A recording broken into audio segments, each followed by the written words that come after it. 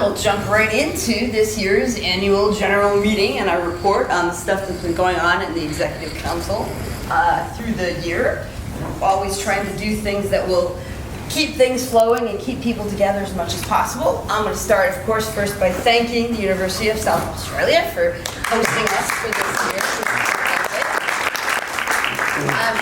And also to acknowledge the Ghana people who were the original owners of the land and the elders and all the knowledge that is contained in the land. And I'm going to move to this slide because this is what I do when I'm in Los Angeles. And I learned this when I was in New Zealand. It was not something that had yet come to the States. And I really appreciate the ability to travel and to see different parts of the world and to learn the different cultures as I travel. And as soon as I started doing this, I very slowly noticed it happening maybe at a union meeting or things like that. And it has become something that I'm seeing more and more often in, certainly in California. I don't know about the rest of the country, but it is nice to see the interchange between peoples, which is what I think films are all about. And that conferences can be all about when they have this ability to be international. So in Los Angeles, it's the land of the Tongva people. And they still exist, obviously, and are now more often seen at the openings of libraries and events like that. And it's been a very slow process, but I believe we learned from other countries, so it's an important thing to acknowledge. This is the Executive Council for this year, and so I'm going to talk about some of the cool stuff we did this year. Craig started a working group for PhD candidates because that's a whole issue that people would like to speak about. There are several working groups. There are some nation ones getting started, and we hope to get them stronger this year. But it's nice to know they exist. They're a chance to be online, so you can use, obviously, the email if you want to be interested or you have some people you think could learn and enjoy a community like that. We started, but only had one meeting of an online script reading group. It's hard to herd cats sometimes online, but we will try again with a call and see who else shows up. I think it's a lovely idea. There were some questions about how would we choose the scripts, how long between getting a chance to read them before people talk, so the rules of the thing. But it was nice that this was suggested by a survey that Isadora had put out last year. She was the membership counselor member last year. We started just casually online. People started saying, let's get together and talk about these shows or these things. And so we want to build on that in the coming year. It started with a question inside the listserv and built from there. So I think it's good to notice we're doing that. We've had more people meeting outside of conferences when there was a group at cons that got together because they were SRN members who happened to be there. So as you go to other conferences or think about that, don't forget to put that in the list. Okay, I'm going to be here. Who else might be here? I'd love to get together, right? It's a nice way to keep people together. We learned about this a little more last year in Olmust, which was people using this Erasmus if you're in Europe. And if it coincided with the time there's a conference, you might be able to get the ability to teach for a little bit, and therefore that would cover your expenses of traveling to the conference. Thought that was a brilliant idea. If I could get someone in the States to do that, that would be nice. But folks who can make use of this should know about it. A couple of our folks did that. We invited working group people to come into the EC meetings that we do on Zoom once a month to get the updates on what they're doing and help them in whatever way we could. So that's really lovely. Paolo Russo is starting a working group on AI and the discussions of AI, so you'll see more invitations about that this year. Other ones that people have been thinking about, if you have an idea that you'd like to get together once a month, once every other month to talk about, let us know. We can, get people started and put things out there. We have Hugo, who's working wonderfully in social media right now, so that's helpful. But we want to make sure if there's any other cool ideas, we're dealing with them. Where Lucian Georgescu is going to do a conference in Bucharest, so people who have access to that area. That's a new thing that he's bringing up this year in association with the European Creative Writing Program Association. So if that's something you're part of, that might be a cool thing to be part of. He's also wanting people to know that he's part of the Transylvanian International Film Festival, and that's a place folks who have reason to be in that area should get together. He can get passes, discounted passes for our members, so he wanted people to know about that. Clarissa, where'd you go? Oh, here. There you go.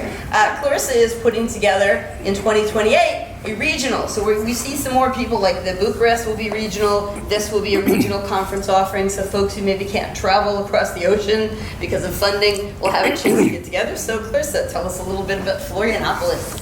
Hi everyone, and Florianopolis is a city in the south of Brazil, and we have not such a big cinema program there, but it's a chance for South American people to maybe know the network and integrate our efforts, because it's not so well known in Brazil, and our chance to bring some South American, especially Brazilian scriptwriters to speak to us, because they are very accessible usually in our country, so everybody's welcome. So we'll be hearing more about that as we move through, right? So that's wonderful. Now, each person has a special report. Some will be online. Lucien has put together, he's been doing our SRN conversations. He came to Olomusk and recorded for 3 or 4 days in a row. And so you can see these online. Hello, everyone. Nice meeting you. I'm Lucian Georgescu, professor of screenwriting at Universitatea Națională de Artă Teatrală și Cinematografică in Bucharest, Romania, the Romanian National Film and Theatre School. I'm a member of the network since 2011, attending some of the European conferences such as Copenhagen, Brussels, Potsdam, Babelsberg. The last one was Olomouc in the Czech Republic.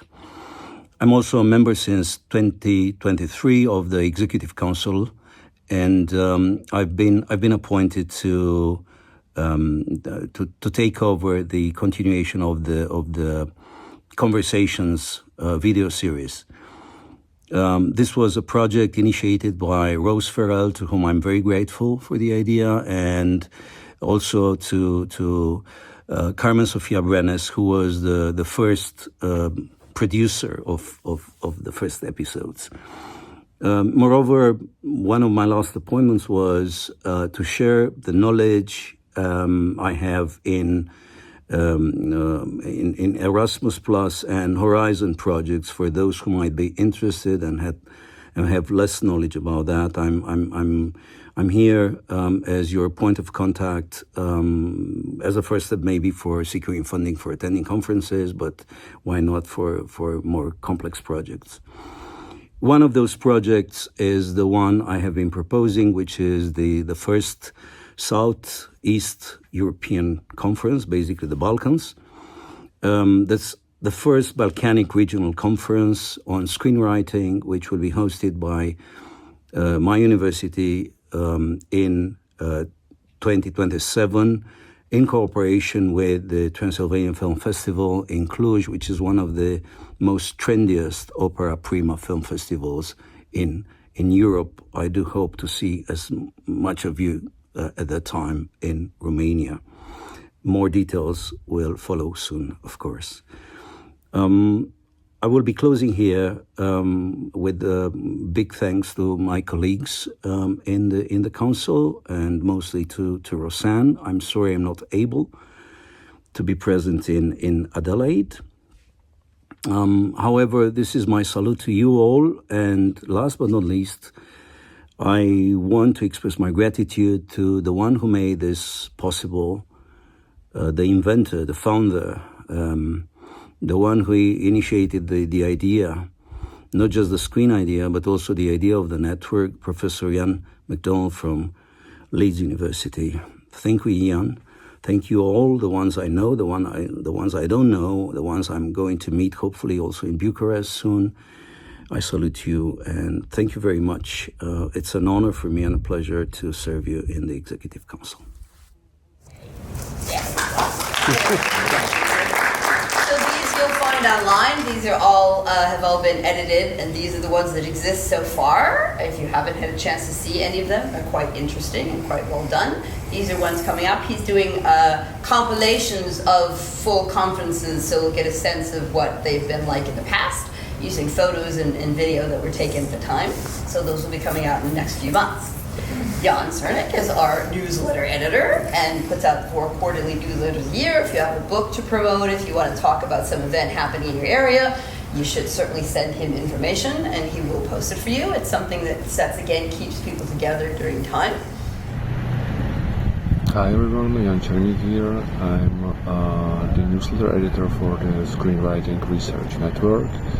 It's been a fantastic year. Many of you will know that I had the privilege of organizing our conference in Czechia last year, and since then I've been focused on keeping our main communication channel, the newsletter, running smoothly. Beyond that, I got involved with the new working group on sustainable screenwriting, and I also helped to put together a full list of all conference keynote speakers from the network's history, which I hope will be a valuable resource. Thank you for your support this year, and I can't wait to see what the next one brings. See you in Adelaide. And he's here, and we're going to say thank you for that.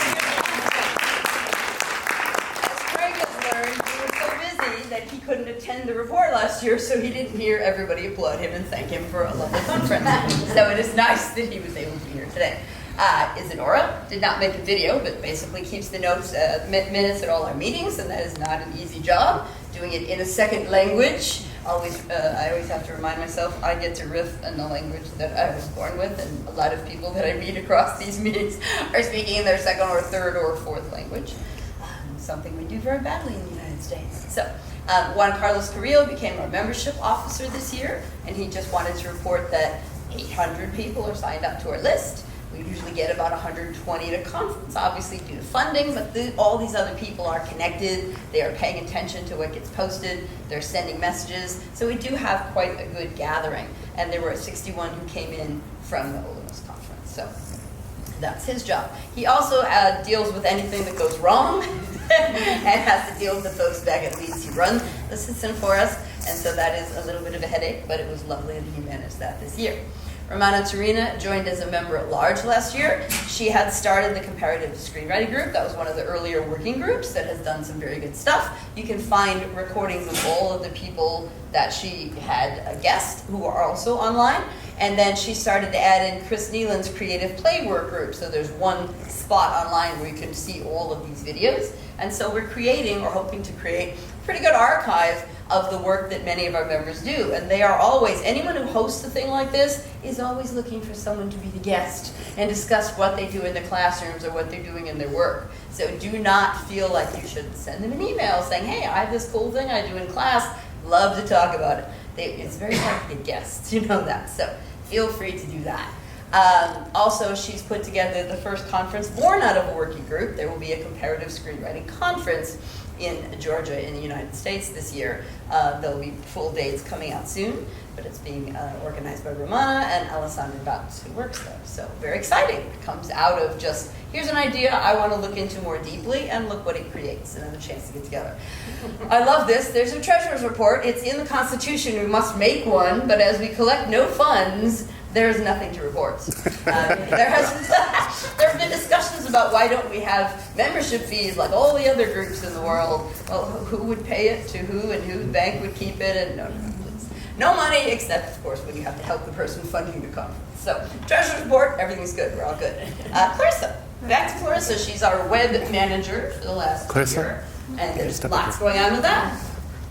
So just to show you that the website is a place that we are trying to update more and more, and Ian's great work in putting all the history of the conferences together is there. Achieve it if you want to achieve it.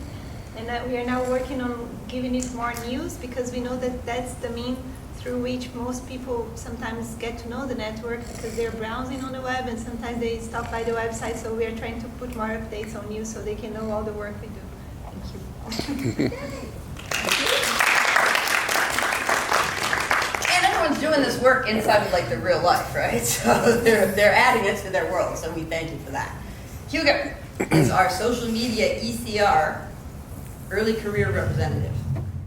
First of all, I hope you're all having a great experience at this year's conference. Unfortunately, I could not attend, but I'm sending you all my best vibes here from Mexico. For those who don't know me, I'm Hugo Armando Arciniegas, or just Hugo, as some of you call me in English, and I've been serving as social media coordinator over the past year. So let me share with you some key points about the work we've done. First, updates implemented. We added Instagram stories and a public story archive to ensure shared links remain functional. We also maintained weekly content posting, 2 or 3 posts per week, with exceptions, of course, during holidays or low content periods. Second, performance overview. Results have been broadly positive. Here's a brief snapshot. On Facebook, content interactions grew by 94.9%. On Instagram, profile visits increased by, and this is huge, I'm very proud of this, 481.4%. And finally, on LinkedIn, we achieved over 6,600 impressions this year. Key takeaways. Consistency matters. Regular posting sustains our online presence. Content sources. Most posts came from the organization's mailing list and targeted media searches, but I would like to remind you all that in case you want to share some content on social media, you just have to reach out to the social media coordinator, reach out to me, and I will be happy to help. And finally, let me talk a little bit about a new project in which I'll be working on next year, and it's called SRN Shorts. I think it's worth exploring other publishing formats, not just text and images on social media, but also videos or reels. SRN Shorts could be one alternative. Would you like to share a bit about your profile as researcher or a screenwriter, as well as your research interests and your most recent publications? Even better, would you like to share that across all our social media platforms? SRN Shorts, vertical, real-style videos no longer than 2 minutes, could be the perfect way to do it. So we invite you to stay connected through our mailing list as well as on social media. And finally, I believe social media's core value is connection. This is just a matter of connection, helping us collaborate and create opportunities. Once again, I wish you a fantastic conference, and I'll do everything possible to join you next year in Oxford. Until then, see you. I'll run through that very quickly. Obviously, if you'd like to see graphs, some people like stuff like that. That's how you can see the Facebook stuff, the Instagram stuff doing really well, and the highlights on LinkedIn. You will notice if you look at Facebook or Instagram, what Hugo has started are these little verticals. He's inviting everybody to do them. It's a way for all of us to have our profiles up there in a video manner. Just, hi, this is who I am, this is where I work, this is my latest project. That's it. He's already got one for me, one from Jan, and one from Hugo.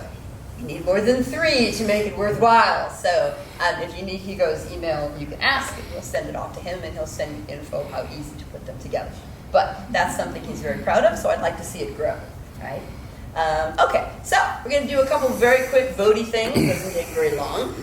This is an easy one. We realize with what Lucian's doing with all of the SRN conversations, it almost seems like what we need in the Executive Council is officially a historian. So the question is, shall we or shall we not? So how many people think it's useful if we have one member of the Executive Council who's a historian?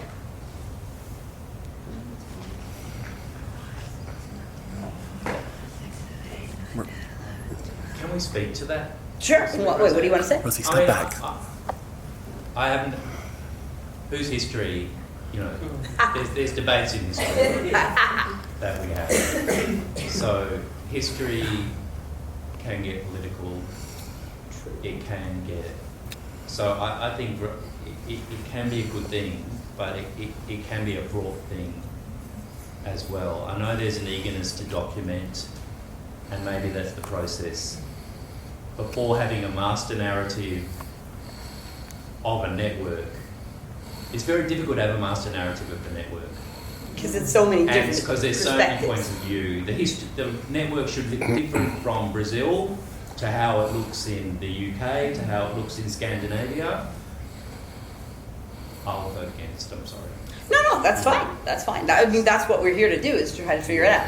I think you're right. I think we can probably still continue with oral histories, but we don't need... I mean, maybe an archivist, but not a, interesting. Not a historian. Oh, that's an excellent point. It may be an archive position, but not a historian is another. It has a different connotation. Oh, that's a good point. Well, we can take that back and chat about it, and then come back next year and vote on an archivist. Works for me. Yes. What would add that? I'm just thinking, I don't know, because what does it add that things like oral histories, which I think are fantastic. I mean, I really respect the work that everyone's doing, having been on this body in the past. I know that there's a lot of work, and it's just huge compared to when I was on it. But what would we add beyond what the things like the oral histories are achieving? True, I think we were just looking to give, not if we can have 7 to 9 members on the council, they don't all have specific jobs. So I think Lucien was saying, hey, there's a title that could be had here. And it may very well just be that in terms of, is that really necessary? I like the archivist because that is what we're trying to do. We want people to understand that Ian existed and he's not likely not to come to another conference, but people should know about his work and respect that. We should know about Carmen and all the founding fathers and mothers of the network. And we thought someone should, but I like the idea that that's archival work, that's not history work. Can we vote on that now? Pardon me? Can we vote on that? Do we have an archivist rather than a historian? I would be good with that. Shall we, let's say, how many people like the idea of it being an archivist whose job is to continue, because Lucy won't be here forever. That works. See, Stephen, thank you. That's why we do this, right? Like, you know, there's 5 people sitting around on a Zoom from my house, but we need other input. I love that. So we will add the archivist. That's a beautiful thing. Thank you. Now, the book reviewers have, we're going to get to the awards very quickly. They think that we have, basically our book review is about a screenwriting research book. We are also getting people who nominate screen craft books. And so they're saying, should we have a second category? Should we have a screenwriting research book that gets an award and a screenwriting craft book? Do you have some thoughts about that? Yeah. Just as a member of the, just stand up. As a member of the EC, you know, I loved the work I did on that. And, you know, we started buzzing with ideas when we were on our Zoom, but I was really, really aware of the time that it was taking. And my concern about the awards, all of the awards, is how much time it takes and that we're asking a volunteer. So yeah, I mean, if someone is aware of the time it takes and is happy to give that time, for some reason they've got a sabbatical or they've got a lot of time in their life, then that might be a reason to allow that person to do it. But I don't want the EC to get bogged down and to someone feel like, well, yeah, I'll do that, or, well, I put my hand up, but now I realise, and this other opportunities come up. And so that's my reservation about awards in general. And that's my speaking to that one. Obviously, we asked for volunteers to be judges, so we don't assign that to anyone. So they would have to, they know what they're putting, the time they're putting in. So that's fine. Yeah. 2 things. I find that I don't know why, and maybe it's because I'm not involved enough, but why this second suggested category is not like implicitly included in just best screenwriting research, because I feel creating a second category recreates the divide between the industry and the academia, and we are as scholars saying, no, yeah, there's an item there. So I think best screenwriting research, it's enough, because when we do research on screenwriting, it's often about the craft. So it's just, I think we could welcome books, all type of books around screenwriting within the first category that's already there. Secondly, maybe you'll talk about this later, but if our books are not in English, We had this discussion in Vienna. Yeah. This has been an issue that we would like to be able to have books in other, but then you need judges who can read in that language, and that has been the question. So in the debate we had in Vienna, the answer was no, it has to continue to be, because that is the language of the network, even though it's not the language of the first language of everyone. If that's an ongoing discussion we do have, can we find a way? Because if you only had one French speaker of 3 judges, so is that one person, only they're going to read the book? How do they, That's, And I'm not saying this for my books, I mean, Yeah. good, life is good. But for younger scholars and stuff, it could be like a big deal in their career. of And- course, yeah, that's what it's about. Yeah, yeah. I know. We have book reviews of books that are in other languages because we get someone who reads that language to review the book, and then at least it's getting an outing in the Journal of Screenwriting. But we haven't figured out a way to make it work. And But to go back to this thing on the screen, I think to avoid more division, yeah. I like that. That's a good point. Are other thoughts? How many are you getting in the craft area versus pure research?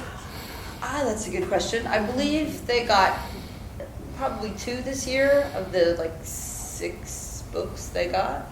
And I think they felt like they were immediately dismissing them. And was that fair to those books? But I like the idea of thinking of them together. That's So it's not massive numbers.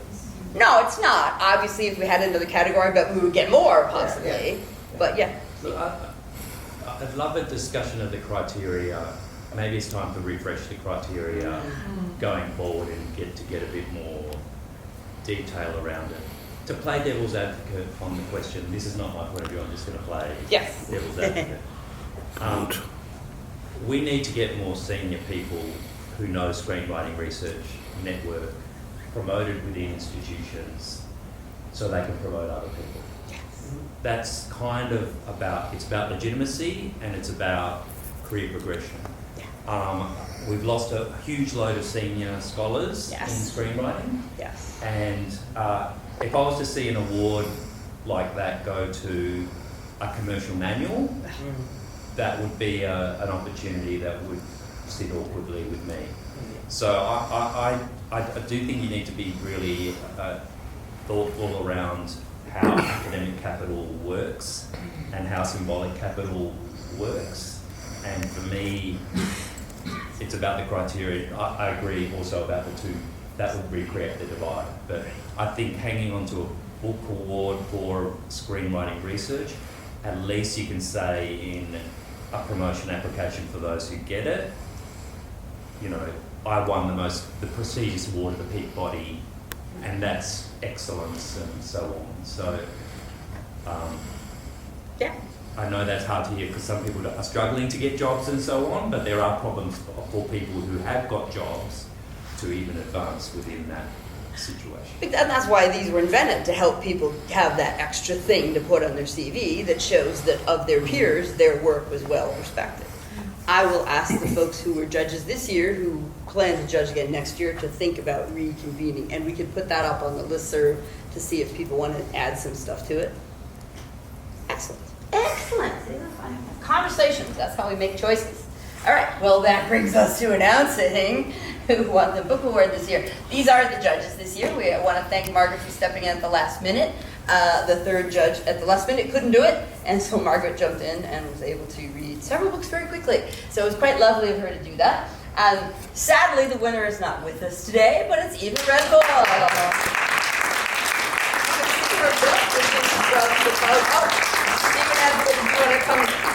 Can you hold it and I'll take a photo for Eva? Oh, yes. She really wanted I know. We've emailed and told her that she won, so she knows. But she did not have the chance to come this year. Great, and it's one from this way. Yes, yes. So you hold it. Oh, yes, got it. Yes, it was. That's wonderful. That's wonderful. So that was very exciting. And it's quite a wonderful book. So there we go. Excellent. Okay. So this is what she said for what I emailed her to let her know. Yeah, I know. That's very sweet. But she's been involved with the network for a while, and so it really, really meant a lot to her. So that was lovely. All right. Hello. Guess who won for the best book chapter? Great.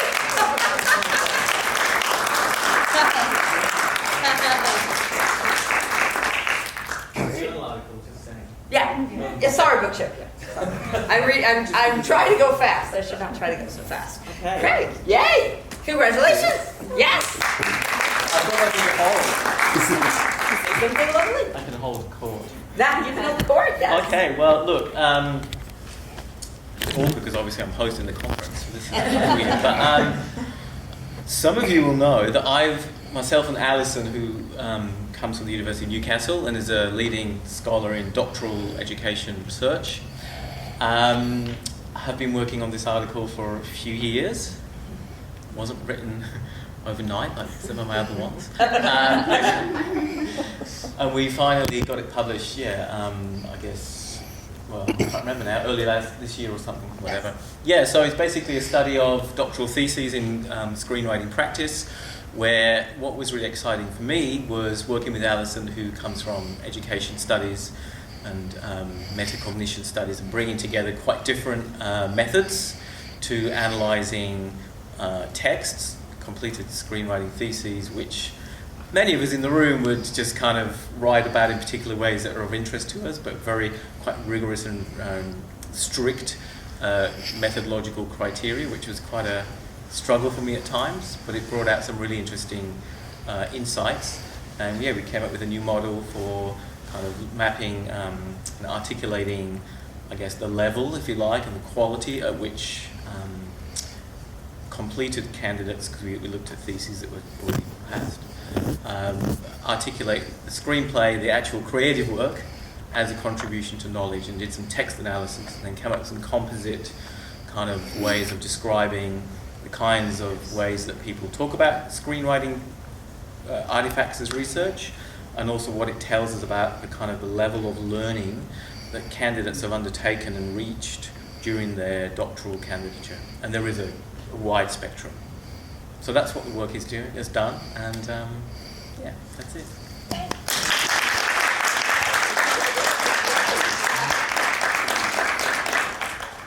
Told him we had to come. And all the busyness, I said, you at least have to show up for a reason.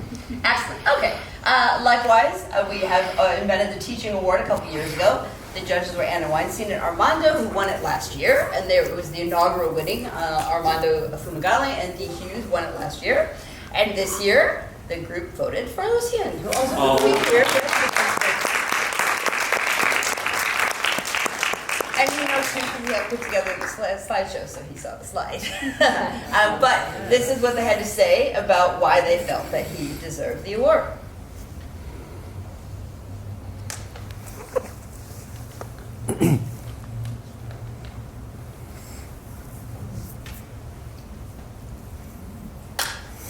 Okay. All right. So my reminder to apply for awards next year. Think about the things you're publishing. Think about your teaching career. You can see the teaching award application online, and it talks about what they're looking for innovative ways to teach. And they're looking for, it doesn't have to be a huge many years body of work, but what are you doing with your work, and how can you write about it properly? So they're very interested in getting people to, of course, apply more.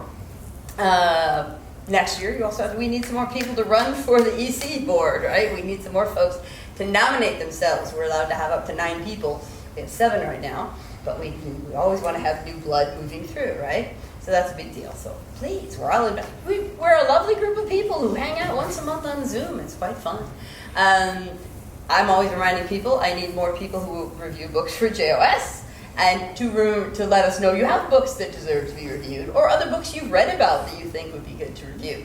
I can usually get you a free hardback copy of it if you're going to review it, so that's always fun. And we come to the exciting part. We know what's going to happen in the next couple of years. Next year we're going to Oxford. I'm about to show you that slide and the dates, so you can write down the dates for next year in Oxford. After that, we'll be going to Mexico City in 2027. Between these 2 universities, a major public university and a small private university. And there are 2 gentlemen who are new members from about 3 years ago, and they just got very excited about the fact that they could do this, and they're very involved in both the business and the teaching of screenwriting in Mexico. Then we'll be in Milan in 2028. And we don't yet have beyond that. So also we invite people who might be at universities who would like to have a conference at their university. But what we all know, this is the invitation to host something in your world. So this is our list of where we've been. You can add your university's name to that and have a good time. It's really fun. And yes, this is now next year. We're going to be at Oxford Brookes University in Oxford, and it will be from the 9th through the 12th of September of next year. So September 9th through 12th in Oxford. Paulo says the call for papers will come out in a couple of months, and he would not give me the full theme. All he said was, just hint that it's futures. So I don't know where you go with that until you get the call for papers, but that's where we're going to be next year.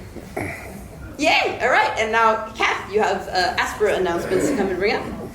Thank you all very much for being here.